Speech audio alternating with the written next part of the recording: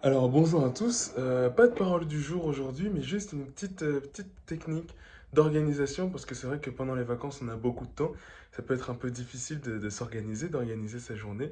Simplement ce que je voulais vous partager, c'est la règle du 3-2-1 que j'ai découvert dans un des podcasts de Greg Dossier pour ceux qui connaissent, sinon n'hésitez pas à aller checker sur YouTube.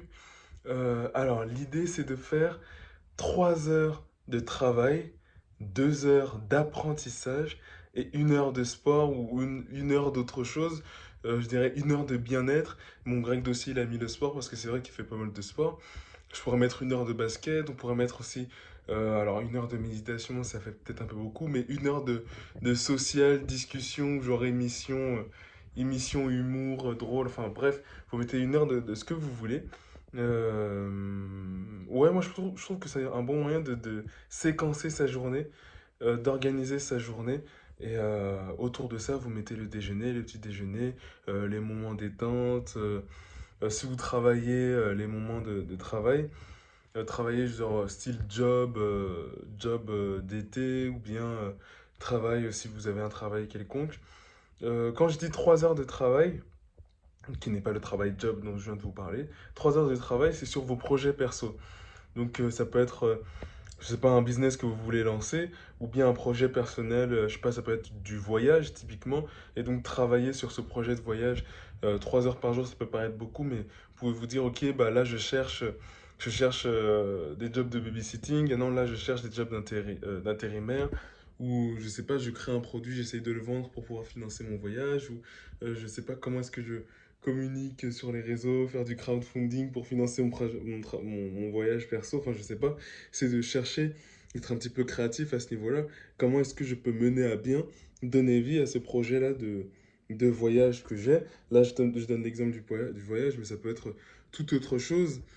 Par exemple, si vous commencez des études difficiles dans l'année prochaine, je sais pas, ça peut être 3 heures d'apprentissage, non, 3 heures je sais pas,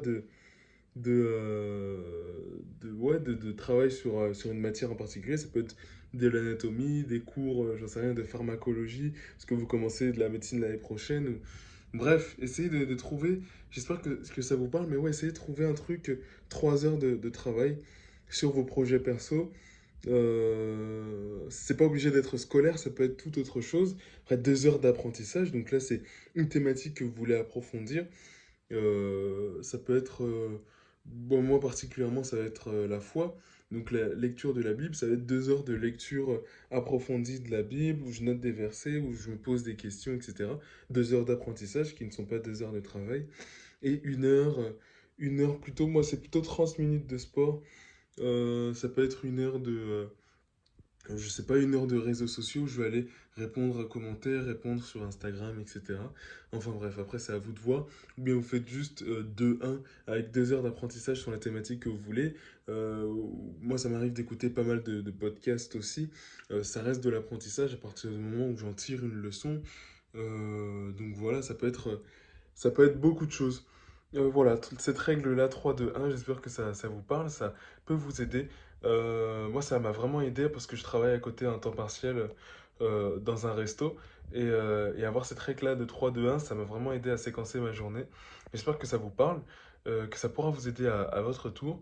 Et puis voilà, histoire d'être un peu plus productif, voilà, je dirais, organisé. Et c'est sûr que ça pourra vous aider pour l'année prochaine, en tout cas pour la rentrée. Bon, il y a encore du temps, reposez-vous. La rentrée, c'est pas demain. Prenez le temps. Et puis, faites des siestes. Encore une fois, faites des siestes, dormez. Ça peut être, voilà, 1 heure de sieste. Typiquement, ça reste dans le bien-être. Bref, j'espère que tout ça vous parle.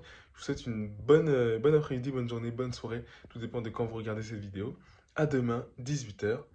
Salut!